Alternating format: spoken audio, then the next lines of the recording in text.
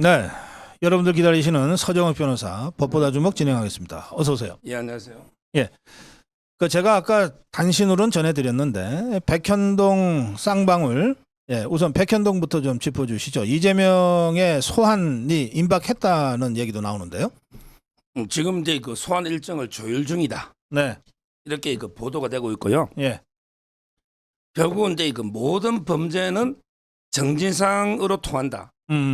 옛날에 그 all roads 모든 길은 lead to Rome 로마로 통한다. 네, 이런 이제 말이 있잖아요. 근데 그 이재명과 관련한 all criminal 모든 범죄는 lead to 진상 정진상으로 통한다. 네, 이 말은 이제 그 정진상을 소환하면 바로 이제 그 다음은 이재명이다. 이렇게 보면 되는 거예요. 예, 그래서 이제 그 백현동에서 먼저 이제 정진상을 25일 날 조사를 했고요. 네, 그다음에 그 쌍방울에서는 어제 정진상을 조사했습니다. 이제 둘 다 이재명 소환만 남아 있는 이미 수사는 구분응선을 넘었다. 네, 네, 네. 그 정진상이가 그 모든 길은 정진상으로 통한다고 말씀하셨는데 모든 범죄는 도대체 이재명이랑 무슨 관계길래 그 모든 범죄가 정진상으로 통했습니까? 한마디로 이제 그 범죄 공동체죠, 뭐. 범죄 공동체. 둘이가 네. 결국은 이제 뭐 항상 붙어 있었죠. 옛날에 대장동, 그다음에 위례, 네. 그다음에 성남 FC도 정진상이가 이제 그 공범이고요. 예. 그리고 이제 이번에 그 백현동이나 그다음에 그 쌍방울 전부 이게 다 정진상이가 관여된 거예요. 네. 아마 이제 그 위정교사라는 또 재간 더 있습니다. 그거는 이제 김진성 씨 있잖아요. 네. 김진성 이분한테 이게 검사 사칭과 관련해서 위정을 해달라. 이거는 이제 정진상이가 빠져 있고요. 그거 빼고는 네. 모든 범죄의 그 정진상이가 다 이게 그 관여돼 있고 아마 이제 변호사 사무실에서부터 이랬기 때문에 네. 뭐 사건 사무장이죠. 사건 사무장. 네. 그때부터 이게 이랬기 때문에 뭐 자금부터 모든 게 정책까지 이재명이 그냥 분신이다. 이렇게 보면 돼요. 알겠습니다.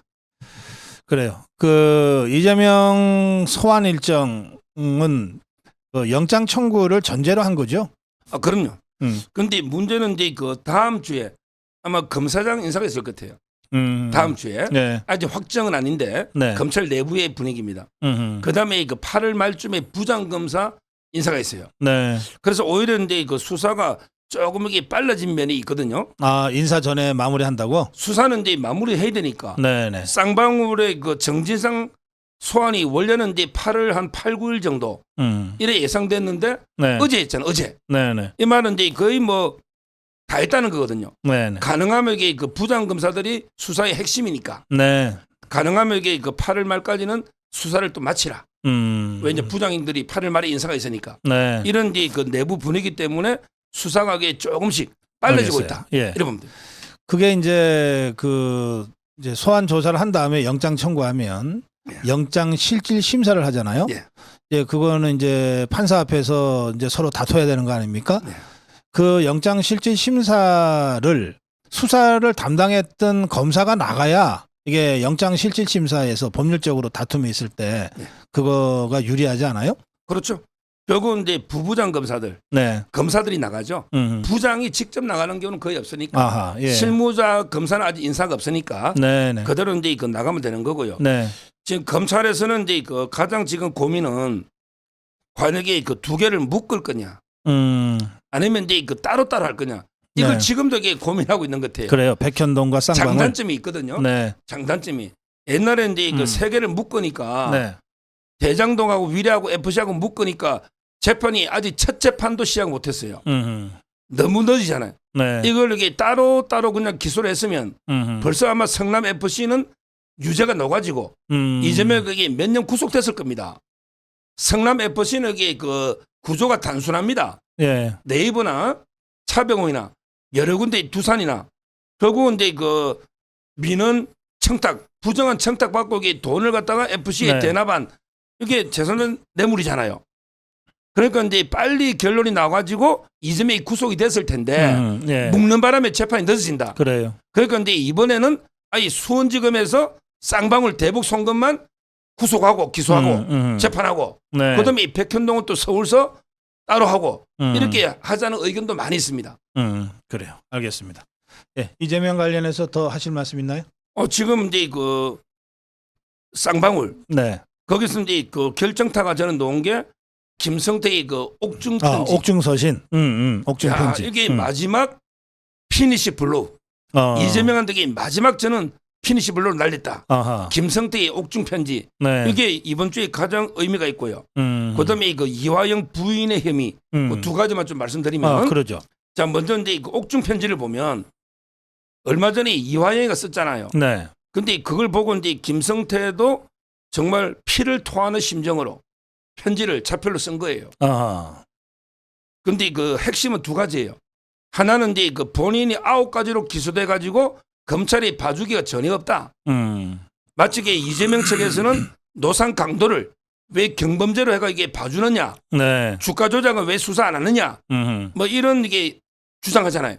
근데 지금 김성태는 9가지, 그 중에 횡령 배임이 700억입니다.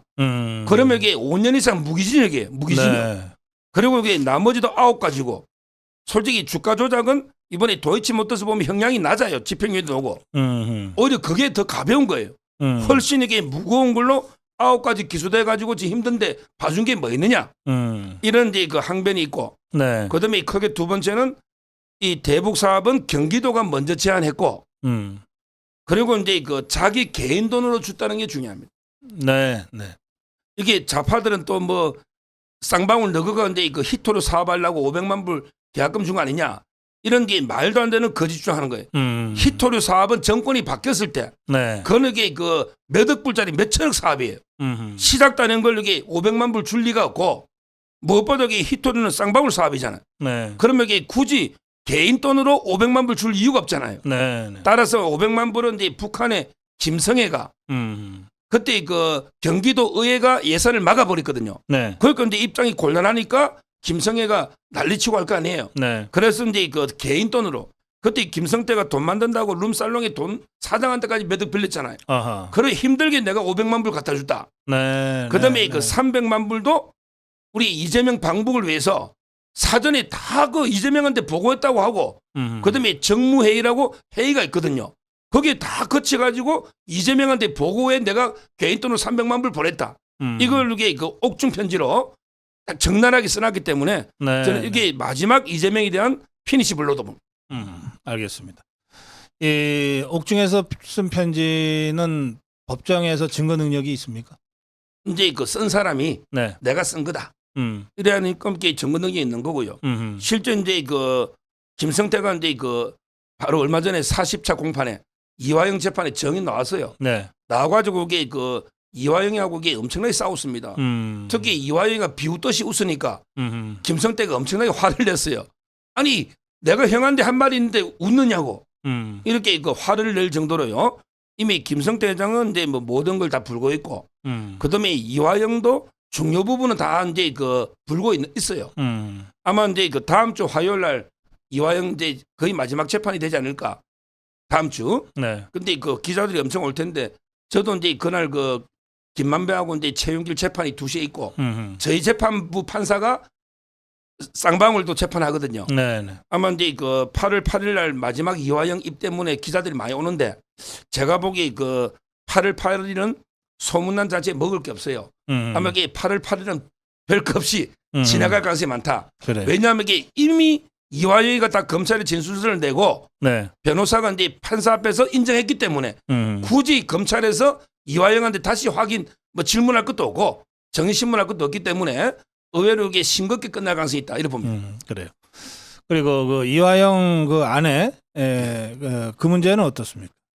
그거는 이제 그 백정화 씨인데요. 예. 백정화 이분이 그 2017년 18년 사이에 계좌로 이제 그 수상한 돈 뭉칫돈이 수억이 들어왔다. 이런 이제 그 혐의하고요. 네. 그다음에 경기도 그 대북 자료 있잖아요. 네. 몰래 이게 그 인터넷에서 빼냈다. 이런 이제 두 가지 혐의로 피의자로 전환이 되어 있습니다. 근데 6번 넣으라는데도 안 나가는 거예요. 자기는 이게 무릎이 아프다고 안 나가는 거예요. 근데 왜 법정에 와서는 난동을 부립니까? 그다음에 왜 CBS 김현정 거기 인터뷰하러 갑니까? 근데 왜 검찰의 수사는 6번이나 불렀는데 안 오느냐 말이에요. 아. 자기는 자기는 이게 뭐 수억의 적금을 탄 거다. 또는 이게 보험을 탄 거다. 이런 게 말도 안 되는 궤변을 하고 있는 거예요.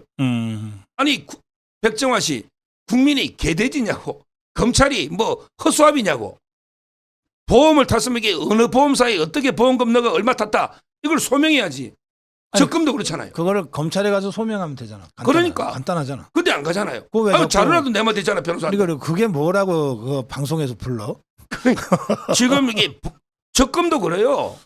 적금도 이게 그럼 어느 은행에 한 달에 200만 원씩 넣어가지고 얼마 탔다 네. 이렇게 밝혀야죠. 네. 그냥 말도 안 되는 게 변명을 하고 있고 결국 이게 이화영 부인은 자기 범죄 있잖아. 자기 피의자니까 네. 자기 살라고 이게 검찰을 공격하고 그다음에 이재명이 살려야 자기도 사니까 결국 이게 그 남편은 죽이고 오히려 자기하고 이재명이 살라고 지금 이게 검찰을 그래요. 공개하고 있는 겁니다. 알겠습니다.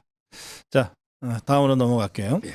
윤관서희가 구속됐습니다. 이제 돈봉투 사건 본격적으로 되는 겁니까? 그렇죠. 윤관석은 이제 그 형량이 기획자이기 때문에 5년 이하고요. 네. 그다음에 이승만이는 3년 이하입니다. 단순하게 돈 주고 받으면 아하. 좀 형량이 틀려요. 그래서 이제 그 윤관석이가 혐의가 훨씬 크죠. 네. 아마 이제 이자는 이제 그 300만 원씩 봉투 20개를 뿌리기 때문에 현역이 구속된 거는 아마 현 정권의 처음이죠. 처음인데. 예, 예. 그런데 그 형량을 예상해 보면 법정이 5년 이하거든요. 네. 윤관석이가 끝까지 자백을 안 하고요. 네. 뭐 계속 그 부인하고 반성하지 않고 발뺌한다. 이러면 이게 그 제가 보는 형량은 한 3, 4년입니다. 윤관석이가 네. 4년. 실형. 예, 실형. 끝까지 부인하고 뻔한 걸 거짓말하고 인정 안 하면. 네. 근데 윤관석이가 인정을 하고 나 이게 잘못했다. 송영길 당선을 위해서 내가 이게 20명 누구한테 줬다. 정말 이게 죄송하다. 이렇게 자백을 하면 한 1, 2년 절반 정도 차이 나요. 그러면 집행유예도 가능? 집행유예도 운 좋으면 가능한데 제가 보기에 질이 워낙 안 좋아서 1, 2년은 놀 것 같아요. 아하. 돈봉투 6천만 원짜리면.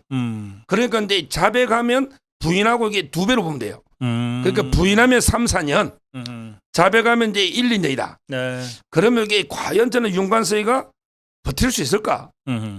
요즘 여기 구속된 사람이 그러더라고. 제가 면회를 동부구치소 갔더니 와 자기도 이게 교도소 한 10몇 년 들락날락 했는데 요즘 제일 힘들대. 자기도 10몇 년 전과가 한 20몇 범이에요.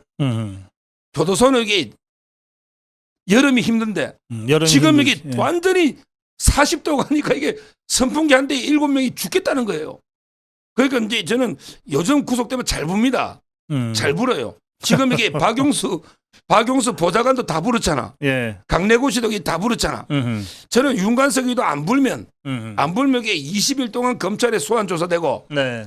그다음에 구속하면 6개월이 만기니까 6개월 또 구속돼 있고 실형도 놓을 거예요. 네. 윤관석이가 요즘 버틸 수 있을까? 제 개인적으로는 이게 윤관석도 결국에 무너진다. 그래. 분다 이래 봅니다. 그럼 뭐 누구를 위해 버티겠어요?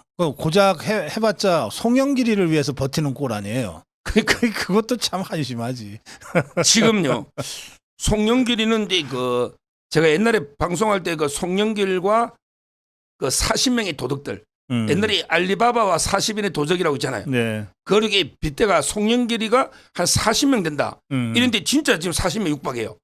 송영길이가 여기 돈봉투가 20명이잖아. 네. 거기에 뭐 강내구, 박용수 보좌관들 좀 있고. 근데 송영길이가 혐의가 더 큰 게 2개나 더 있어요. 바로 이제 먹사연, 네. 먹고 사는 문제 연구소 있잖아요. 네. 거기에 여수 상공회의소 박용화 예. 회장 있잖아. 네. 네. 여수 상공회의소에서 공금으로 8천만 원을 먹사연에 준 거예요. 아하. 그중에 절반 4천만 원은 경선때 준 거예요. 네. 그다음에 중요한 게 박용화 회장이 개인 돈으로 2억 5천을 또 준 거예요. 이것도 이게 정치자금 위반해 봐요. 네. 네. 왜냐하면 이게 기업인이 왜 개인 돈으로 송영길한테 2억 5천 주겠습니까? 따라서 이제 여수 상공회의소 사건도 압수수색이 10군데 들어갔습니다. 커지고 있고. 그다음에 더 송영길이 힘든 게 얌전한 고양이죠. 얌전한 고양이. 여기 컨설팅 회사입니다. 아하. 사장이 전인호라고요. 전인호. 강내구만큼 여기 좌파에서 발이 넓은 이런 게 그 당뇨인데 이 사람에게 그 얌전한 고양이라는 컨설팅 회사를 만들었는데 근데 송영길을 위해서 전국에 100명 막 여론조사 해가지고 컨설팅을 해준대. 네. 그 비용이 1억 가까이 9천 얼마가 놓은 거죠. 아, 그래요. 이걸 예. 먹사연이 대납했다. 대납했다. 이게 지금 또 나오고 있고. 그다음에 그 이번에 서울시장 할 때 얌전한 고양이에 5억 컨설팅비를 줬거든요. 이게 리베이트로 되돌아온 게 의혹이 있다. 이것도 이게 수사하고 있고. 예. 그다음에 그 먹사연의 직원 여성 직원하고 그다음에 남성 직원이 컴퓨터 증거 인멸을 하건 네. 이런 게 혐의까지 뭐 송영길이 혐의는 첩첩산중이 혐의가 엄청나게 커지고 있는 겁니다. 알겠습니다. 자, 윤관석 얘기는 이쯤 하시고 그럼 이제 다음 순서가 돈 받았다는 국회의원들일 거고 네. 송영길이는 그 다음입니까? 그렇다 봐야죠. 일단 이 윤관석이를 불러서 20명 명단은 다 검찰이 가지고 있는데 네. 확인 작업이죠. 여기에 주냐 안 주냐 이렇게 한 20일 수사할 거고요. 네. 아마 이제 현역 20명 조사하고 마지막 이제 대미는 송영길로 아마 이제 그 소환 조사할 걸로 보이는데 알겠습니다. 송영길의 혐의는 훨씬 이거보다 크다. 숫자도 많고 네. 이렇게 보면 돼요. 자, 아까 잠깐 박영수 얘기가 나왔는데 예, 박영수 구속 이 의미가 이거 적지 않은 것 같아요. 지금 이제 박영수도 일부 절반 정도 혐의로 구속된 거예요. 네. 저번보다는 이게 추가됐지만 저번에는 이게 그 이기성 이종 사촌이거든요. 이기성 분양 대행 분양 싹쓸이 한 거 있잖아요. 예. 이기성한테 이게 5억을 받아가지고 자기가 이게 5억을 투자한 것처럼 꾸민 그렇죠. 박영수 계좌로 일부러 5억 있잖아요. 네. 이게 어떻게 보면 김만배 척하고 이기성이가 공범이잖아. 그럼 이게 5억 받은 뇌물 이걸로 기소한 거예요. 네. 그러니까 이제 좀 애매하다가 영장이 기각됐죠. 이번에는 이제 그거에다가 5억에다가 변협회장 나가 떨어졌거든요. 네. 떨어졌어요. 그런데 법무법인 강남을 압수해 가다 보니까 거기에 변호사 협회장 선거할 때 3억을 받은 거기에 다른 변호사 핸드폰에서 나온 거죠. 네. 다른 변호사. 그러니까 이게 증거 인멸하는데 자기 핸드폰은 망치로 다 부쉈는데 다른 변호사 핸드폰인데 그 변호사가 선거 나갔을 때 박영수가 자금 담당 책이야. 그러니까 이게 예를 들어 변협회장 선거하는데 한 10억 든다. 네. 근데 돈을 어디서 조달할까? 이러다 보니까 이게 3억을 김만배한테 받아오자. 이게 넣어버린 거예요. 아하. 그러니까 이번에 3억이 추가됐고 그럼 8억이잖아요. 그리고 이제 그 자기 이제 그 딸이 그 취업했는데 딸이 이제 그 가지급 형식으로 돈을 11억을 가져갔는데 예. 그걸 갖다가 이게 갚질 않는 거죠. 그런데 빌린 흔적만 남기나도 안 갚으면 이게 다 횡령이나 범죄 아닙니까? 네. 다 뇌물 아닙니까? 네. 네. 그게 추가된 거예요. 이번에 그래서 이제 금액이 한 18, 9억 아주 크게 늘었고 그다음에 200억은 약속이 돼 있는 거죠. 원래부터 우리은행 할 때부터 200억 약속은 약속도 뇌물은 수수나 약속도 같은 죄거든요. 거기에 추가돼 가지고 이번에 영장이 발부됐는데 지금 이제 검찰 알아보니까 앞으로도 수사할 게 많대요. 대표적으로 이제 그 딸이요. 딸이 그 아파트를 하나 받았습니다. 김만배. 네. 아파트. 그러면 거기에 차액이 한 7, 8억 넘잖아요. 이것도 이게 뇌물이 아니냐 이렇게 보고요. 그다음에 딸이 여직원인데 아무것도 아닌데 퇴직금을 5억을 받았어요. 5억을. 네. 따라서 이것도 이게 그 뇌물이 아니냐. 알겠어요. 이런 식으로 이게 추가 수사를 한다 이렇게 입장입니다. 그 핸드폰을 망치로 부쉈다고 알려져 있는데 그건 어떻게 확인한 거예요? 뭐 사진이라도 있나? 아마 이제 그 공범자가 공범자가 여러 개 있다 보니까 양재식 특검보도 있고요. 그다음에 그 법무법인의 다른 변호사 있잖아. 이렇게 수사를 다 하다 보니까 그때 민주당이 특검한다고 이제 하니까 이게 부수버린 공범자의 자백에 의해서 다 드러난 거죠. 알겠습니다. 예. 자, 그럼 다음은 권순일입니까? 그렇죠. 네. 오늘 이게 조선일보에 놓은 것처럼 저는 50억 클럽 중에 어떻게 보면 가장 50억 클럽 중에서는 가장 이게 가벼운 게 곽상도 의원이에요. 이분은 세금 다 처리해가지고 절반 퇴직금인데 그래요. 예. 실제 그때 그 화천대유 직원들 퇴직금 다 50억에서 70억 받았거든요. 우리 의뢰인 최윤길 회장도 40억 아닙니까?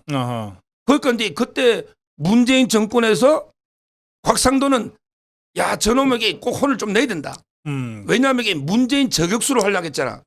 그러니까 이제 곽상도만 수사를 했던 거죠. 문재인 검찰이. 근데 진짜 나쁜 대장동의 한 몸은 박영수하고요. 그다음에 판사 출신은 권순일입니다. 이 두 명이 주범이에요. 그러니까 이제 검찰은 이제 방향을 잘 잡은 거죠. 바로 근데 이 권순일이 다음 타겟이다. 네. 근데 이 권순일은 저번에 2번 조사를 받아가지고 변호사법 위반으로만 처벌된 거예요. 근데 뇌물로 처벌해야 된다. 네. 이미 1억 5천 받은 거는 나왔지 않습니까? 그렇죠. 예. 고문료로. 그것만 하더라도 이게 사후 뇌물이 되거든요. 사후 뇌물은 뭐냐 하면 공무원이 직무 중에 봐주고 나중에 퇴직 후에 받는 거 있잖아. 네. 이게 사후 뇌물이에요. 저는 50억 이상 받았다 보지만 그러나 이게 그 사후에 받은 1억 5천도 뇌물로 봐야 된다. 네. 1억만 넣으면 10년 이상 무기징역이니까 이렇게 그래. 저는 주장하는 겁니다. 알겠어요. 그런데 내가 권순일이란 자 개인적으로 좀 아세요? 이 와중에 변호사 개업하겠다고 신청해가지고 그거 안 된다고 사실은 서울 변호사회가 그 거부했는데도 부득부득 해갖고서 사건 청까지 맡았더라고요. 수임까지. 대법원 사건을. 아니 그러니까 이거 아세요? 이 권순일이라는 자? 제가 이제 개인적으로는 몰라요. 근데 저하고 제일 친한 그 박모 부장판사가 네. 권순일이 비서를 오래 했습니다. 아 그래요? 대법관의 비서는 판사가 합니다. 그래요. 예. 판사가. 이 친구가 이 권순일을 옛날에 만날 때는 야 우리 권 대법관님 참 괜찮다. 밥도 잘 사주고 뇌물을 많이 받으니까 밥도 잘 사주겠지. 이러더니 최근에 만났더니 막 엄청나게 욕을 하더라고. 자기도 이런 사람인지 몰랐다. 그 박 부장판사 그러더라고. 김명수보다 훨씬 나쁜 놈이라고. 이거 엄청난 욕입니다. 김영수, 박영수. 김명수 대법원. 김명수. 아니, 야 김명수 대법원장 있잖아요. 판사 중에 제일 나쁜 놈. 이거보다 더 나쁜 놈이래. 자기 비서가. 이거 엄청난 욕입니다. 그래요. 알겠어요. 이 권순일이가 예. 59년생인데 논산이 논산. 59년생이에요? 예, 논산인데 그 대전고등학교 서울대 나왔는데 양성태 대법원장이 추천한 거죠. 근데 박근혜 대통령 임명했고 어떻게 보면 이게 양성태 대법원 추천했으니까 중도나 보수인데 근데 완전히 뭐 돌아서 가지고 김만배하고 이게 워낙 친해서 김만배하고 이게 옛날 초임 때부터 판사 엄청나게 골프 치고 용돈 받고 많이 했을 겁니다. 그리고 김만배 녹취록에 다 나오고요. 네. 근데 이자가 별명이 그 서초동 이발사거든요. 서초동 이발사예요. 왜냐하면 이게 김만배가 8번 만나러 갔는데 그때마다 이게 머리 깎으러 갈 때 해가지고 권순일한테 머리 깎으니까 별명이 이발사인데 날짜를 제가 다시 한번 강조하지만 이재명이가 그때 선거법으로 2심에서 이제 날라가는데 근데 이걸 대법원에 와가지고 전원합의체로 이게 넘기버리거든요. 그래가지고 이게 파기식이잖아요. 근데 김만배가 언제 머리 깎으러 갔느냐. 전원합의체로 넘기기 일주일 전 2020년 6월 9일 요거는 일주일 전에 갔어요. 그다음에 전원합의체 해부 넘기고 다음날 또 이게 비토백 들고 왔어요. 그래요. 그게 6월 16일. 근데 더 웃기는 게 파기환송 이기고 나서 다음날 또 감사 인사를 해야 되잖아. 그게 7월 17일 날 또 비토백 들고 왔다니까. 야 전원합의체 해부 전하고 해부 그래, 다음날. 알겠어요. 예. 그다음에 이기고 나 다음날. 이게 말이 되는 머리를 어떻게 딱 그런 날만 깎느냐는 거죠. 자, 그건 그렇고 여기 댓글에는 BBQ 치킨 변호 맡았다 하네요 하시면서 불매운동까지 말씀하셨는데 그것도 대법원 사건을. 예.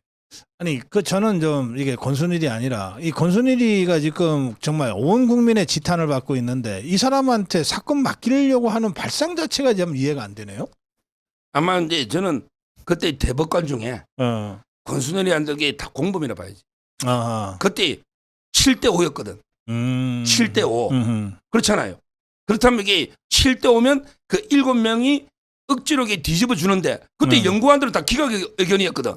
그러면 이게 권순일이가 받은 돈을 자기만 이게 먹겠냐. 7명하고 이게 친분이 있다면 그 7명이 지금도 살아 있잖아요. 그러니까 제가 BBQ 뭐 제가 기업이라도 야 우리 국민들은 지탄하지만 대법관 7명은 권순일 편 알겠나 이렇게 생각할 수 있잖아요. 참 단견이네. 하여튼 그건 그렇고 그러면 그 이재명이의 이 무죄 취지 파기환송을 하는 과정에서 김만배랑 서로 이발해주고 깎아주고 뭐 이런 관계라고 하면 그리고 말씀하신 대로 비타 500을 한두 명씩 그 동료 후배 대법관들한테도 나눠줬을 수 있잖아요. 그렇죠. 예. 그 비타오백 한 병을 지가 어떻게 혼자 먹어. 자, 그러면 이 사건은 당시에 동료 대법관들한테까지 사건 수사가 확산될 수도 있다는 뜻입니까? 그런데 그 수사라는 게 뭐 살아 움직이는 생물이잖아요. 네. 따라서 이제 그 압수수색이나 권순위를 해봐야 되지만 네. 저는 권순위가 이제 구속이 된다면 네. 아까도 이게 제가 그랬잖아요. 윤관석에도 분다고 네. 요즘 이게 구속되면 다 힘듭니다. 다 이게 따라서 저는 그런 이제 그 수사 상황은 앞으로 좀 지켜봐야 된다. 다른 대법관까지 어떻게 될지는. 네. 그런데 분명한 거는 상당히 그때 상식 밖의 대법원 결정이 나온 거는 확실히 분명하다. 그렇죠. 왜 그러냐면 이게 연구관들이 초안을 다 써오는데 네. 그때는 이게 기각 의견 하나밖에 없었거든요. 이걸 반대 의견을 써오라고 지시할 수가 없어요. 연구관들이 예. 다 의논을 하잖아요. 네. 그 점에서는 저는 이게 그 권순일과 나머지 7명, 6명 전부 이게 공범이 아닌가 저는 그래 봅니다. 네. 알겠습니다. 자, 그럼 다음 주제로 갈게요. 이 김은경의 그 아주 폐륜적인 발언이 있어요. 그리고 이게 지가 지금도 내가 보기에는 김은경이는 아직도 지가 뭐 잘못했냐 하고 있을 것 같아요. 그러니까 사과도 미적미적하고 하다가 어쩔 수 없이 가서도 그냥 건성건성하고 이러고 말았는데 이게 이제 그러고 나서는 이거 좀 사퇴 요구가 빗발치니까 혁신위를 빨리 끝내겠다고 지금 꼼수를 쓰고 있는데 이 문제 어떻게 보십니까? 이재명이 책임져야 되는 것 아니냐 이런 여론이 지금 뭐 계속 올라오고 있습니다.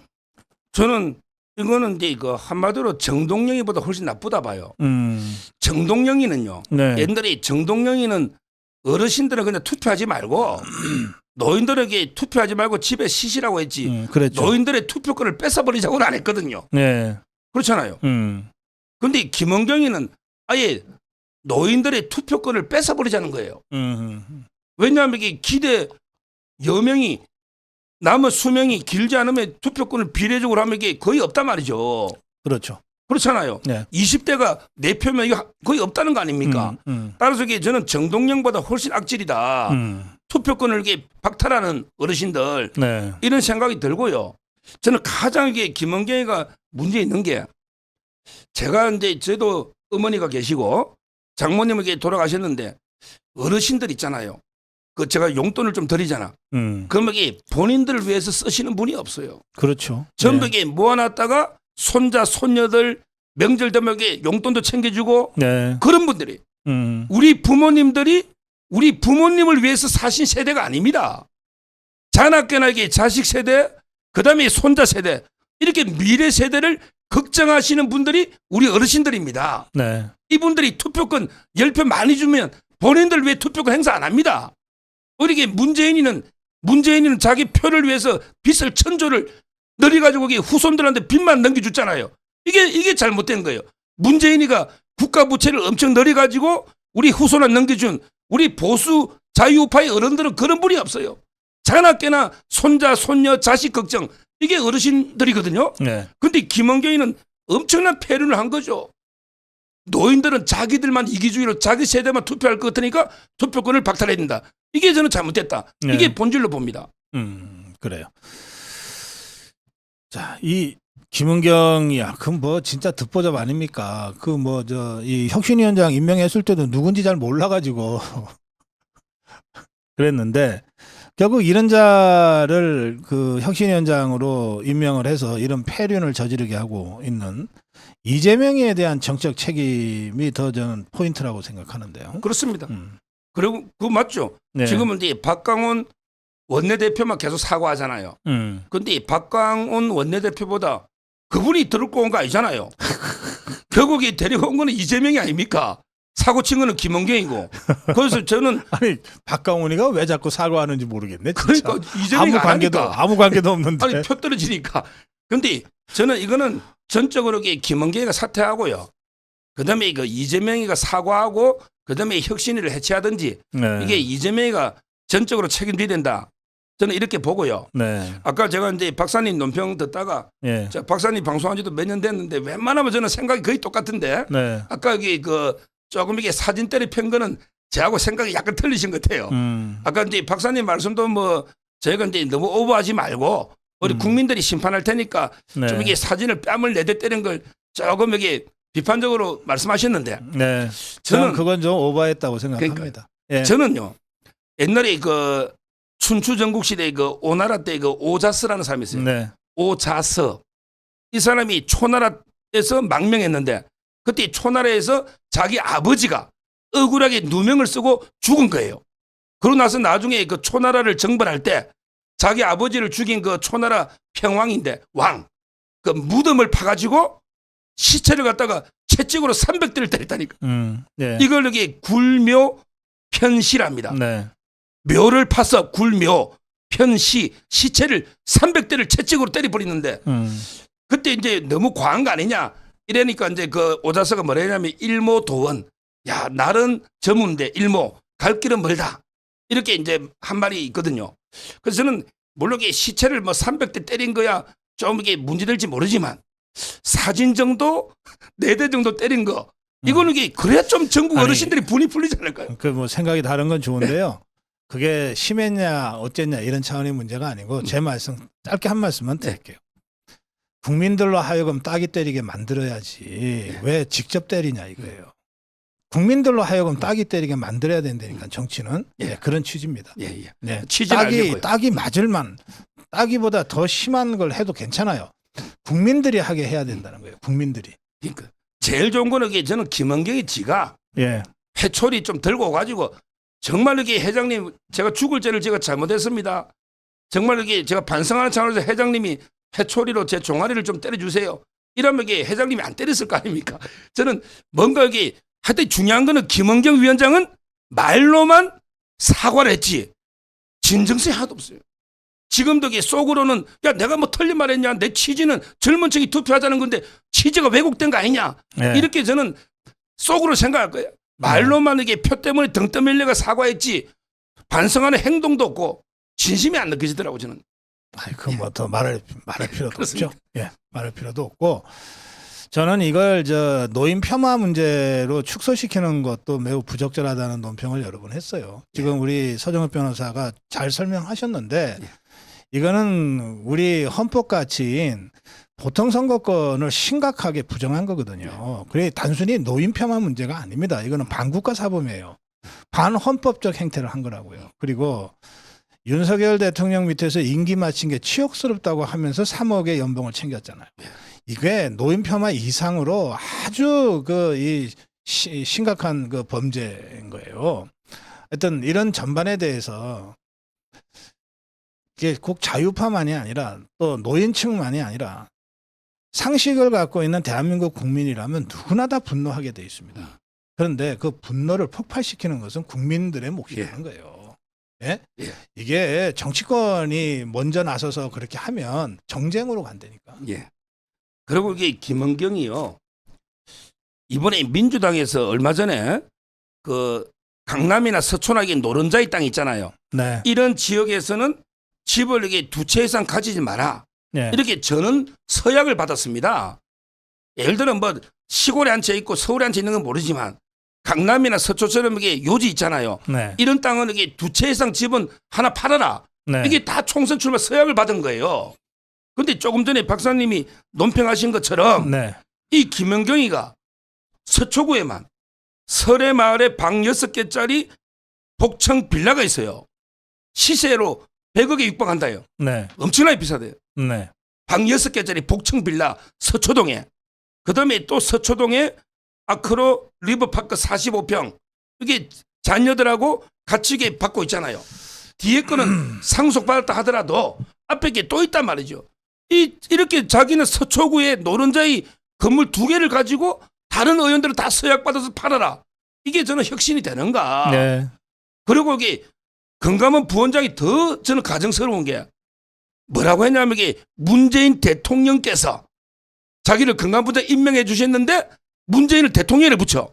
근데 갑자기 윤석열 하면 호칭도 안 붙였어요. 윤석열 치하에서 내가 1년 버티는 게 치욕스러웠다. 이렇게 하고 있잖아. 이게 얼마나 정치적 언어입니까? 이 사람이 이게 정치 언어를 몰라서 그런 게 아니고 너무나 정치적이어서 우리 저는 이런 이게 언사를 하고 있다. 따라서 이게 혁신위원장 애초에 까면 안 되는 이런 분이다. 물론 이게 우리 자유우파 쪽에는 뭐 추미애처럼 고만 분이지만 네, 지지자리니까 그렇지만 이게 우리 국가적으로 보면 빨리 이게 정리해야 된다 봐요. 알겠습니다. 예. 이 댓글창을 제가 지금 계속 여러분 보고 진행을 하고 있는데, 예, 제가 국민들로 하여금 뺨을 때리든 채찍질을 하든 하게 해야 한다라고 제가 말씀을 드렸더니, 그렇게 추상적으로 해서 자꾸 이런 식의 댓글 반응들이 올라오시는데, 국민 여러분, 내년 총선 4월 10일 날 채찍들 때리고 뺨을 때리라니까요. 그때 가서 다 새까맣게 김은경이 누군지도 다 까먹고 투표장 안 나가고 놀러 가지 말고, 내년 4월 10일 투표 날 절대 이재명이니 김은경이니 안민석이니 송영길이니 이런 것들 잊지 말고, 문재인이 이런 것들 잊지 말고 4월 10일 날 투표장에 가서 표로 따기도 때리고 뺨도 때리고 채찍질 하려니까. 제 말이 그렇게 모르겠어요?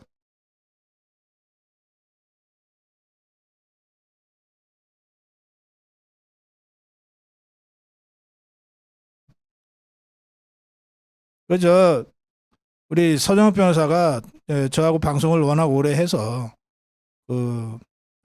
이럴 때 약간 의견 차이가 있는 듯이 뭐 이렇게 토론을 해서 문제를 다시 환기시키고 그런 거지.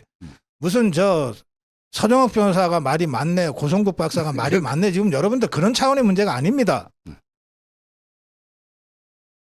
중요한 것은 내년 총선에 승리하는 거예요. 그리고 내년 총선의 승리는 뺨 때리는 걸로 되는 게 아닙니다. 투표장에 가서 투표하는 걸로 되는 거예요.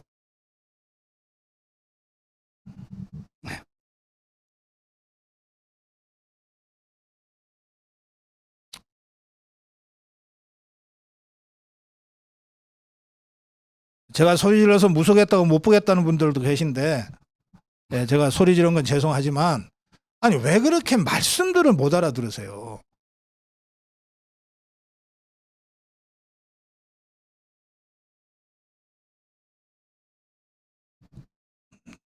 자, 마무리하겠습니다. 아까 이게 예. 박영수 구속 함석에 네. 하나 빠뜨린 게 있거든요.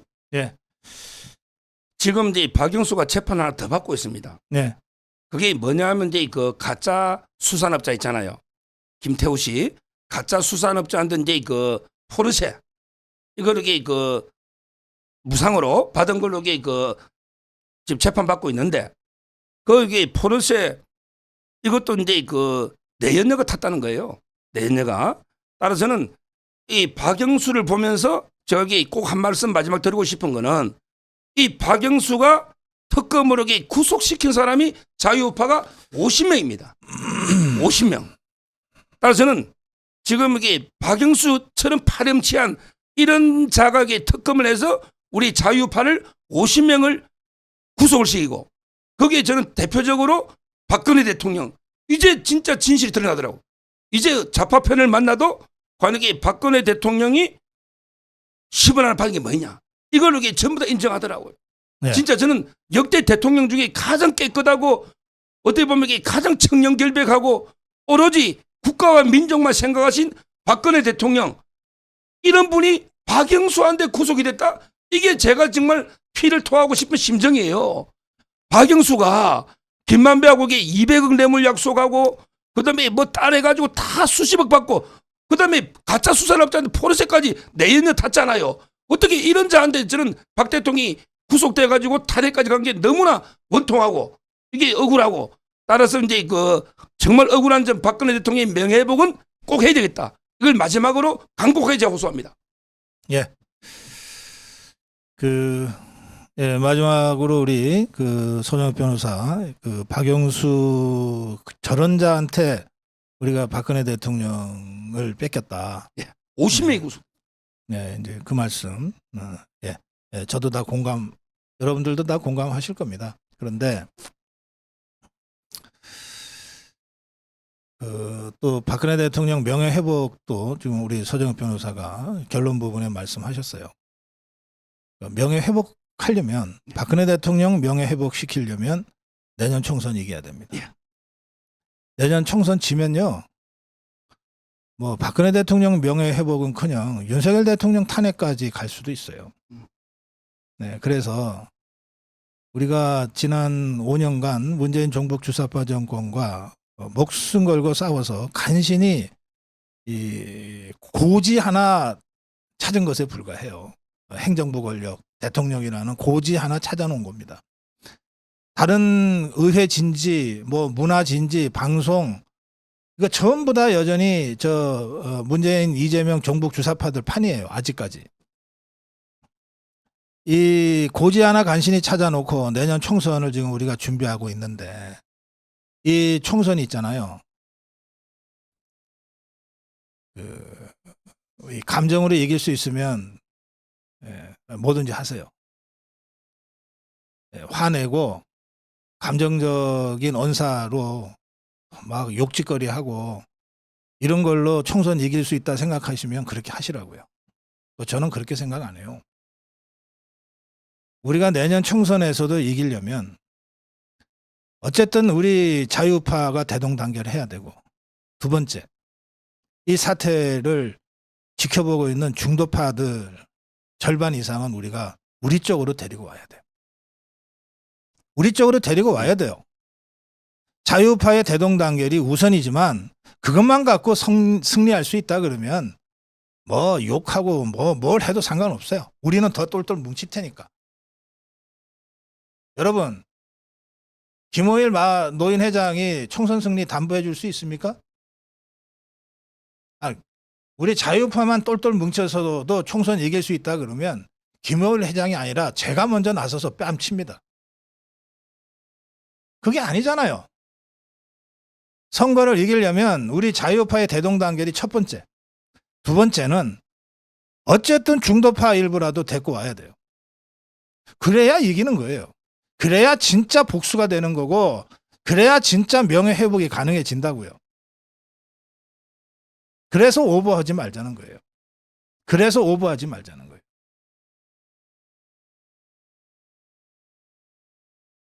네, 오늘 이 문제 관련해서 제가 하도 여러분들이 뭐 의도적으로 그러시는 건지 몇 분이 이 답답한 말씀들을 자꾸 올리셔서 제가 아까 좀 언성을 높였는데 그 부분 저도 순간적으로 좀 격앙돼서 제가 자제하지 못하고 목소리를 높인 데 대해서는 제가 여러분께 사과드리겠습니다. 저부터 좀 더 자제하고 좀 잘 다스리겠습니다. 제발 좀 전략적으로 행동하세요. 전략적으로 사과하고 전략적으로 행동하세요. 내년 총선 지면요. 윤석열 대통령까지 감옥에 갈 수 있어요. 저 종북조사파도 우리가 안 겪어봤습니까? 이 문제에 관해서 여러분들 좀 깊은 좀 자기 성찰이 있었으면 좋겠습니다. 자, 오늘 우리 그 문제와 관련해서 한 말씀 하실래요? 예, 그 문제와 관련해서 뭐 거의 박사님하고 저하고 생각이 거의 똑같은 생각이라고 저는 생각하고요. 그다음에 그 박사님은 정치 전문가고 저는 이제 법률 전문가다 보니까 약간 그런 건데 박사님이 훨씬 좀 멀리 보고 더 전략적으로 생각하고 하기 때문에 뭐 이게 저하고 또 대립되는 의견은 아니다. 저는 그 말씀을 드리고요. 저희가 이제 그 총선 승리를 위해서 조금 이게 중도층 쪽으로 가다 보면 전략적인 사고가 필요하다. 저도 그렇게 생각합니다. 예, 여기까지 하겠습니다. 오늘 서정욱 변호사와 함께한 법보다 주먹 여기서 마무리하겠습니다. 고맙습니다. 감사합니다.